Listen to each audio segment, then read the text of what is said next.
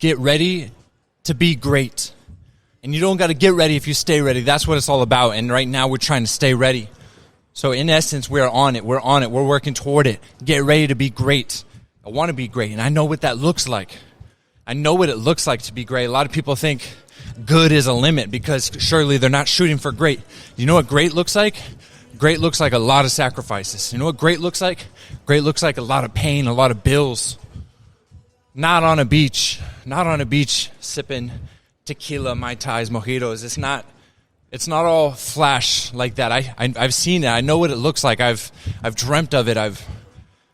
What does it look like? What do I want? Some massive gym? What does that look like? Do you know what you're asking for? What is your real goal? What is your dream? You want to just win the lottery and chill, and that's never happening for you. But you can earn greatness. You can go get it, and you can go be one of a kind at the very top with people envying you, asking you how you did it, and I'll show you. Know how you did it? What if we're working in reverse here? You know how I did it? I gave up every little bit of comfort that I could possibly reach for in the moment. I went through tremendous amounts of pain, tremendous amounts of sacrifice. I saw relationships go sour. I saw people turn their back on me. That's how I became a billionaire. Now we're going to work this in reverse. You know, I gave up happiness. I gave up joy intentionally. That goes against every bit of better in your body, in your mind, but not in your soul. And your soul wants more. And that's where people die, is they sell their soul because they listen to their body. They listen to their mind. These things that say, I want that, I want to eat that, you did great, you're doing great, you're the best there is. That's not greatness. The best there is not greatness. Greatness is when the best there is says, I want better.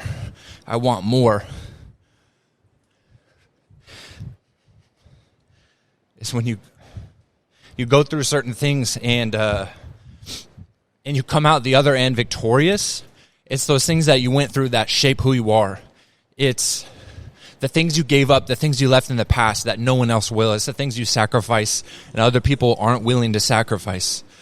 You know what greatness looks like is like a lot of bills. What is that? I have a small gym now, and I imagine and think daily, every day, about how I can help more people and have more fun if I had a huge gym, and this is what I want in it. It's going to look like this, and I've already custom built it in my head 100 times, 1,000,000 times. I've sourced the siding of the wall in the lobby. I know where I'm going to get it from, and I know how many people I can help, and I know it's going to be everything I imagine it to be, and honestly, probably so much better.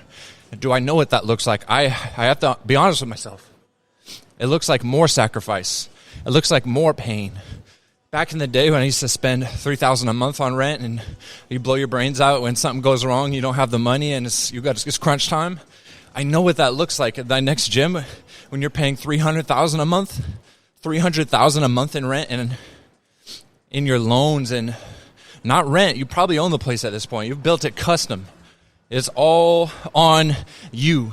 And if you're the sole driver of the business, if you're the sole grower, pusher of the business, if you let up or you have a bad day, everybody suffers. Everybody suffers, and they look to you.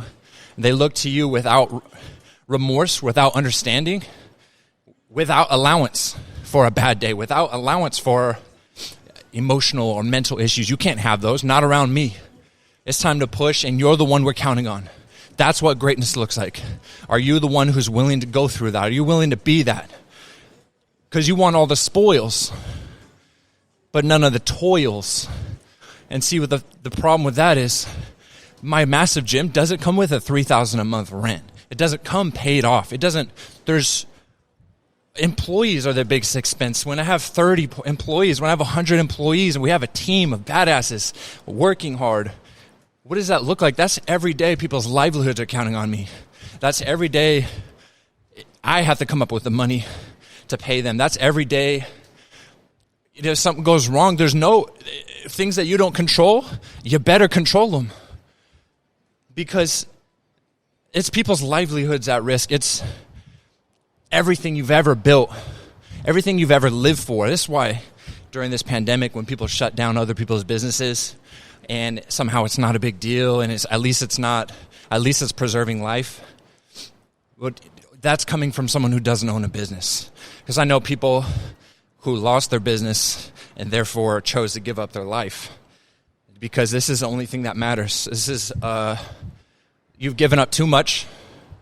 You've given up too much is not my mentality, but I understand when someone says, I've given up too much and I've lost it all now, there's no reason for me to live. Now I subscribe to a different thought.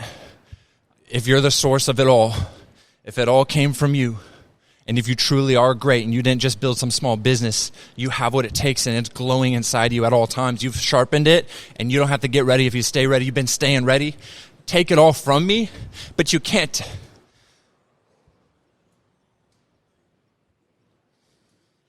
Take it all from me, but you can't take this. Nobody will control me but me. And you go through things in the pandemic that no one will ever know unless they deduce deductive reasoning. If they assume, if they think, but they can't possibly know. They couldn't possibly know the things you've lost, the things you've given up, the drive you have inside, and the intention that you have to help everyone, to help the world, to the purest intention you would possibly create. Possibly, it doesn't even come from a human body. These intentions couldn't possibly come from a human body. It's clearly divine. It's clearly something more pure, shining as a reflection in me. Not the source of that. I'm just a reflection of that. A small glimmer of what's about to come. A small glimmer of the greatness that we could really attain. We are just a reflection of that.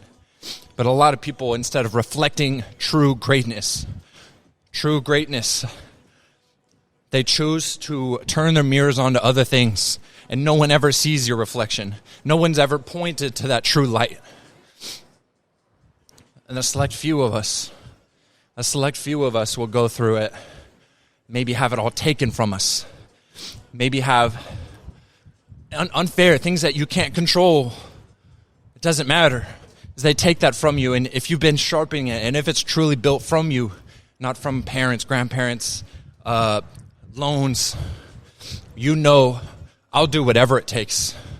And I remember the days I didn't have the AC. It was 115, and now I got a little car, and all I'm happy for is that it's got air conditioning, because I've been there, and I'll go back there. I know what it's like to ride the bus. AC is real nice on that bus usually. Just watching it go in a circle, a big route, round and round, nowhere to go. But you're on that bus, you're hustling, you're up early, you're staying up late. I've been there. Maybe I'll tell you about it someday. I'll go right back there. Because you can take it, but you can't take it from me. And that's what we're trying to cultivate, is the next level. We're building within ourselves as fitness people, as business people, whatever it is. We're trying to sharpen a skill within us. Not on the, the exterior is just a reflection of what's going on inside. It's that what's in the inside we're building is supposed to be able to sustain. I'm supposed to be able to hold up those pillars. I'm supposed to be able to hold up that next big business with the strength I'm building inside, with the knowledge and the willingness to go through more, to hurt more, to have people turn their back on you in a way, and you got to go you got to turn around and smile at a client. You got to have a death in the family, and you got to turn around and smile at a customer and say, I'm here for you. I love you. It's my job to give you positivity. Where does my positivity come from? It's from a pure heart. Not a perfect heart, a pure heart. Somehow that is different, pure intentions. The source of it is pure. And I'm just trying to fine-tune that mirror so I can accurately reflect the true greatness I have inside. But, how do you do that? There's business owners doing that every day. Death in the family. We're going to lose tomorrow, next month we announce that. Everything closes. Next month we announce that I have to get a day job or something. And that sounds like a regular thing to a regular person, but To someone who's not built like that, to a business, that's a death sentence. To a true entrepreneur, to a true hustler, that would never happen. And some people get locked up. Some people, they have things in their life that don't want in their life. They don't have any choice. You got married when you shouldn't have. You had kids when you probably shouldn't have. Now you have to operate in that new life. Don't ever look back. The what is, what could have been, what if, I wish. Get rid of that. There's no room for those thoughts in your head. Now you got to live with your current opportunities. But the way that I'm setting up my life, if I can be tactical about it, no one will control me but me. Who says that? Nobody can say that. We've got wives, we've got kids, we've got husbands, we've got customers. We don't want. I want to get so much momentum because of helping people, because of transforming lives. So many goodwills, so much karma points, so many karma points from just helping people and giving more than I asked. I can charge someone $50 a month and give them a whole new life. So your whole new life costs you $50 a month? I gave you more than you gave me. You took from me. You took from me. I gave you something inside that nobody else has, that nobody else can give you. Your own spouse won't give you this positivity. I'm sorry.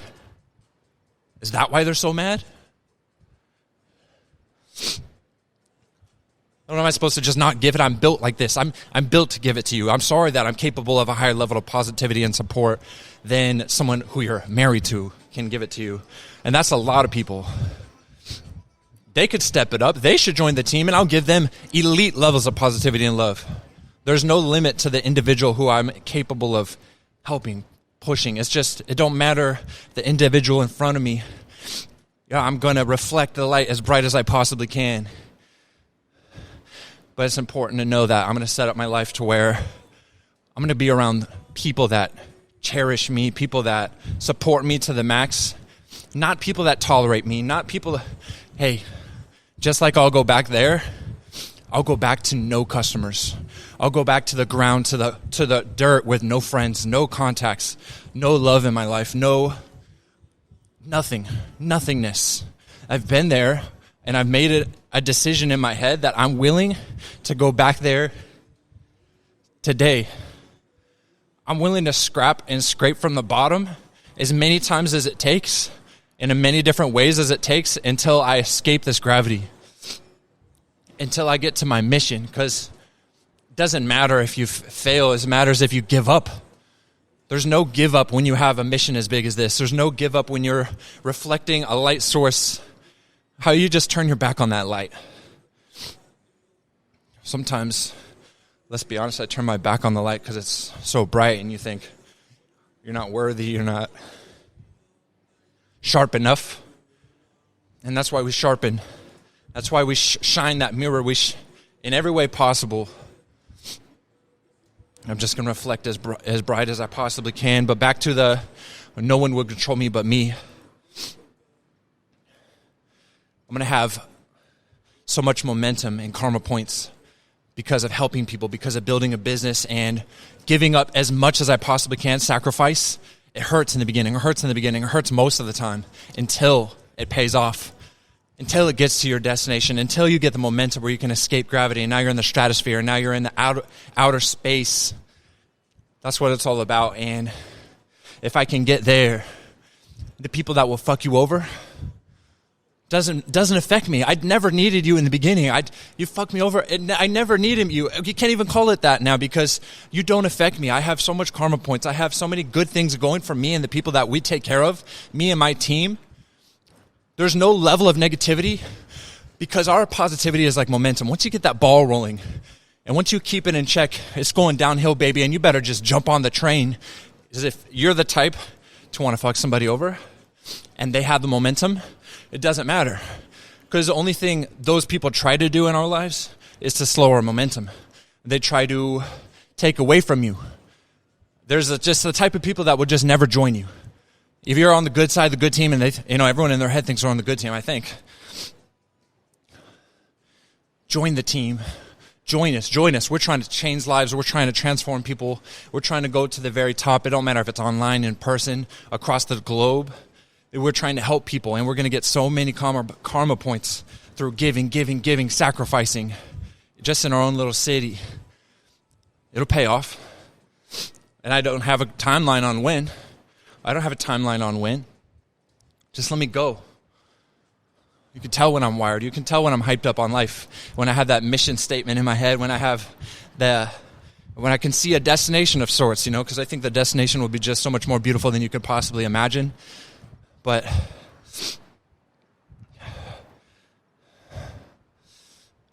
it never works out the way you want, but it always works out in such a beautiful, unique way that you can never complain about. It's never your plan.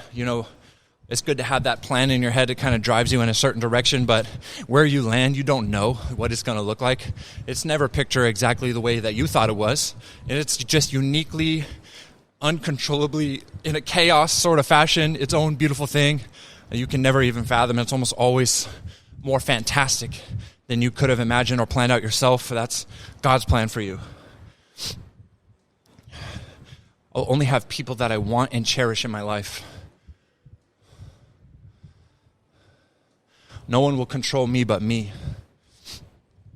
And what's required for that? What's required for that big $300,000 a month burden, blessing? What mentality do you have? How do you want to look at it? Do you know what you're asking for? Do you know what you're aspiring for? I swear I'm speaking to deaf ears here. I can imagine the most amount of people have their life set up. They have 2-car garage, nice little middle-class lifestyle. They just accept who they are and where they are based on their family and how they're brought up in certain, ethnicities or whatever's holding them back, the people that think like that. And then there's the people that say, I control this. Nobody controls me but me. And currently, I have very little control over myself.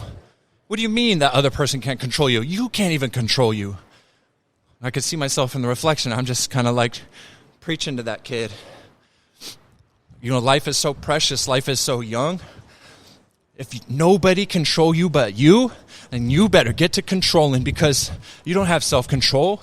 You have these goals. You say you want to be in the best shape of your life. You need to be in the best shape of your life. You need to be, that's not even a good term. You need to be in the most elite shape possibly by that human being you're seeing in the reflection. I need that. Why did you eat that small little, to a regular person, not a big deal. But you got to know every step you take is forward or backward. And standing still is pointless because you've lost time now. You've lost momentum now. You're going forward, you're going backward. It's a pass or fail grade. Did you pass? Did you fail? Not, I did mostly good, but I had these bad things. Did you pass or did you fail, Nick? Look at yourself in the mirror and say, did you control yourself? When this thing goes, oh, I want that, you got to be able to go, nope, that doesn't align with what we want for our future. I know you want it to the max. You want it right now so bad. Excuse me. It's been such a long month, such a long period, such a long road for you. You deserve this. You need that treat. You need that vacation. But you got to know, be honest with yourself, whether you go through with it or not. I'm taking a step forward or I'm taking a step backward. It's so important for you to know. I'm passing. I'm failing myself. What are you passing go? Or are you failing yourself? Are you losing momentum? Because it's about momentum, baby. We only have a limited time here. We only have within a moment, there is time. The moment is what you have to identify it as. If you want to get analytical, you look in and there's time. And I tried to thank people for being in my life at certain points. It doesn't matter if it goes bad, if it goes good. I thank them. Because through a choice or not, usually a choice, I spent that, I have 1,000? Do I have 100,000 moments? Moments, not time. Stop looking at it as time. Because you don't know what your time, if we all live to 100, you can count time. And we can compare time and how you use your time. But you don't know what your time is. My time might be an hour from now anything. I have moments. And I don't know how many moments I have left, but I have now. And when I'm in a now, I thank people. I think it went terrible between us, but thank you. I will find a way to learn something from what we've been through, or I cherish our time. We had such a good time together, whether it goes good or bad. There's a moment, that human, that dog, that music was in your life, and you got to say thank you to that person, that dog, the universe. Thank you for that moment. It went bad. That'd be harder to say thank you, wouldn't it? But if you're the type to find a way to see pessimist, pass versus fail individual thinks differently. Now I want to go forward. I want to be happy. I want to help people. So in my mind, I have to find a positive way of spinning that situation where nothing went good for you. People win more in a game, in a basketball game, any sports game. You learn more from losing than you do winning. Winning, you found out what works. That's one learning. You learn one thing, that worked. That's how you win right there. But when you lose, and you can lose in so many different ways, Lord knows we know this, you learn so many things, so many different ways to lose. And your process of elimination is one of the best ways of finding the answer. And it's one of the easiest ways of finding the answer that everyone has wrong answers in them right now. And they're not willing to give them because they're afraid they're wrong. But they're not wrong if you learn from them. Oh. Okay. Great. There goes the camera. We will continue. We can't stop this energy, see? That's how it would be. The devil sends a bird in the gym randomly and it wants to distract me from, the path that you're on in life, the path that you're on in your brain. You start to get some positivity in your life going. That reminds me, you get some positivity going in your life and something negative's about to happen, baby. Because if you just get some momentum, you might be unstoppable. If you just get the vibes going, you vibrate, you're humming like an engine, a fine-tuned engine, you're just humming at a certain rate, frequency.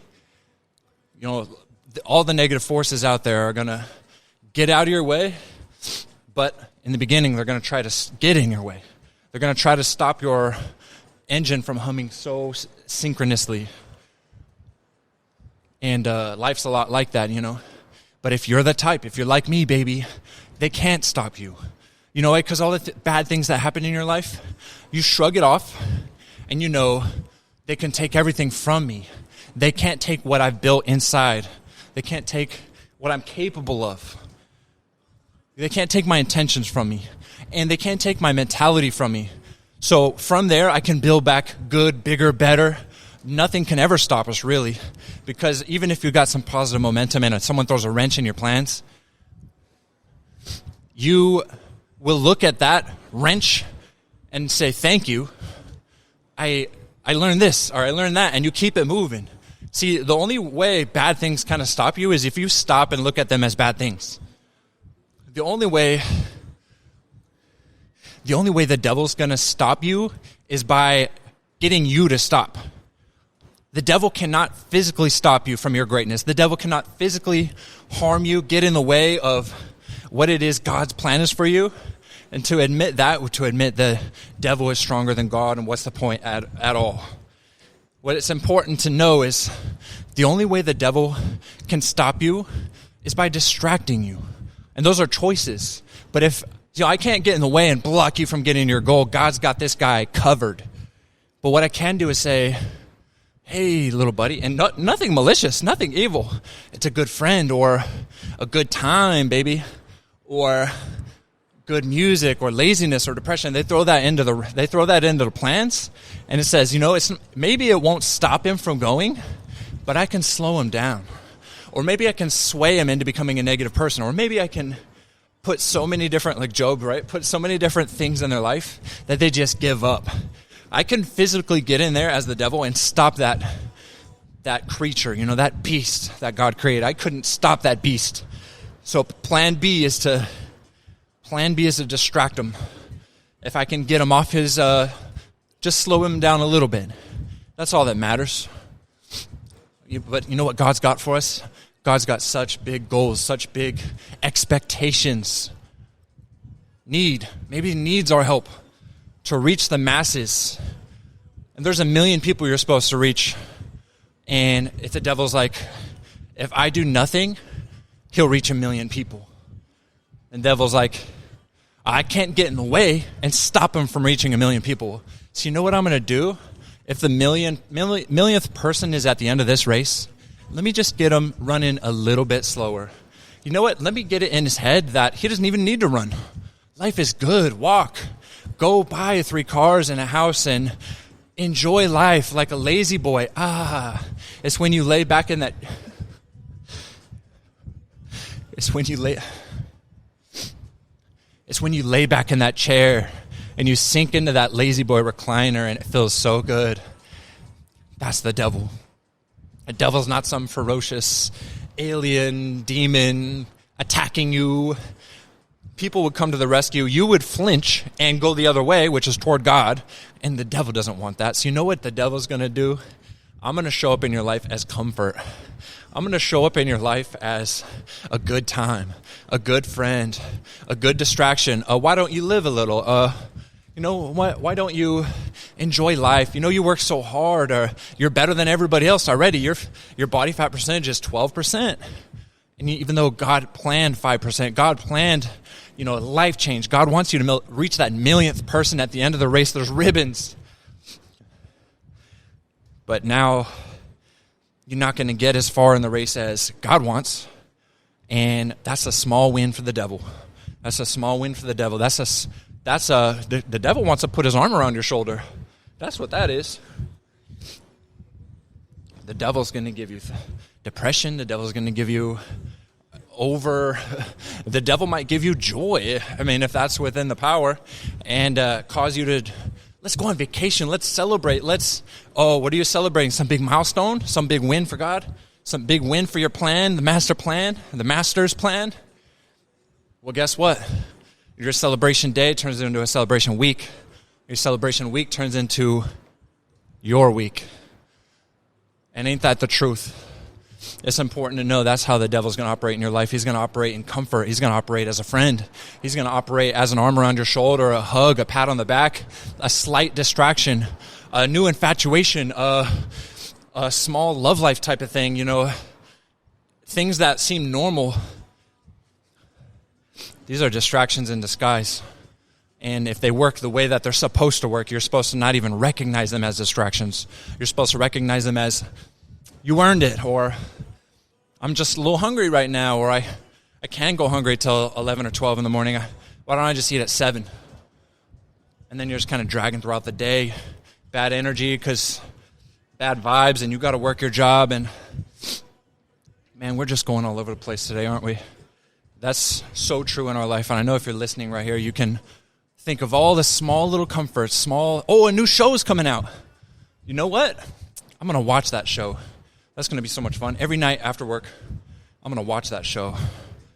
Or some big thing happened in the news. Everyone get distracted. It's all distractions. It's like the devil can't stop us. We're too great. Our potential is too great. Potential meaning it's all a choice, baby. It's all up to you to assume. You got to step up you got to walk up them steps and grab that crown. You got to grab that throne, and you have to take it. And the only way for you to not assume this throne, the leading position, to champion your own life, to fulfill your purpose, to be ultimately happy, to be ultimately powered, to have no one control you but you. The only way they can stop you is by distracting you. And that's why we're trying to sharpen. Because you don't got to get ready if you stay ready. And I know what I'm asking for with this greatness. I know what I want. I know all my dreams, they come with a price. I know what it's like. Loneliness, sadness. These are temporary things that you have to go through if you want to be great. Give it up if you think it's all going to be okay. Now we're going. Now we're getting some momentum. I'm finally getting off the ground. Now we're flying. And you have the sensation of flying when you realize all along you were just falling. Everyone has the sensation of flying before they hit the ground. I need you to have that sensation of pain, the thrusters behind you lighting a fire, and the friction of the air coming, the tip of the jet, the tip of the rocket heating up. Panels on that spaceship are falling off because the heat, the friction, the atmosphere is pulling down on you, gravity. You have to keep thrusting and setting those burners, light them up. All burners thrush, trying to go as fast as you can to escape this gravity. People think flying is like that Ric Flair moment where you're just flying through the air and I'm flying. And no, you weren't flying. Actually, you were falling. True progress, true flying looks painful. True flying involves friction. True flying involves the most amount of push and thrust that you could possibly muster. And you don't have to do it alone, but you got to do it. And you got to get ready to light a fire and push and push and push and be wired and tired. But don't stop. Just don't stop. You don't know the hand you're dealt. Whatever it is, just don't stop. Remember that. And to accept a mission to outer space, you have to understand there's going to be gravity for most of the trip. And just until you get to your destination will you be weightless, and the mission is well done. But for you to get to that stratosphere, for you to get out of there, you got to put some armor on because it's going to get hot, baby, on the trip. That spaceship launch starts slow, gets faster, but it gets hotter. And gravity's fighting on you, and the friction of the air, it's heating you up, and it's hurting, and things are falling off. And how true is it that at halfway up your journey, certain things you're going to have to cut off. The big-ass thrusters, what you thought was your friends or family or certain habits you have, there's things that you're going to need to cut off because they stopped firing. They ran their course. And you need to let those big tubes fall back down in the gravity because they were never meant for outer space as it is. I don't know if you want to bring some, greatness doesn't work like that, unfortunately. People don't really just accept the job. They're not cut out, they're not armored up, and they're not cut out for the friction, the gravity, the speed required to get out of space. They got too much dead weight, drama, dead weight habits, dead weight mentalities, negativity. And you got to cut those burners off. Those two big burners you started with. It's time to let you guys go. This is as far as you want to go. This is as far as you're capable of going. And we're on a mission. And we accept them unless I plan on falling back to earth where I started, crashing, burning, and exploding. I'm going to have to cut that dead weight. I'm going to have to cut those habits. And you're going to have to push through and push even harder because you can see the end in sight. And it's your job to go get it, to go up those steps and grab that throne and take it. Right? Some good analogies here. I'm on the Rogue bike, and sensor says I'm at 400 calories, 30-minute bike ride. My legs are going numb, if you know anything about it. I usually max out about 20 minutes on the bike unless I'm speaking out of passion, ranting, going through all kinds of topics.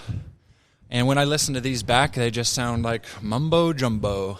And I think it's my duty to put it out regardless because I think someone's going to hear a 10-second clip now and like what I say. They can't coherently listen to the whole thing I have to say. I'm just all over the place.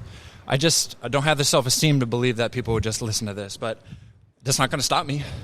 Maybe this is just like a documentation for 20 years from now when you make it happen and you go, oh, look at that young kid talking passion, talking reckless. That's where it all came from. That's the unrefined source of it all. And that's what I'll be. I'll be the unrefined. I'll be raw.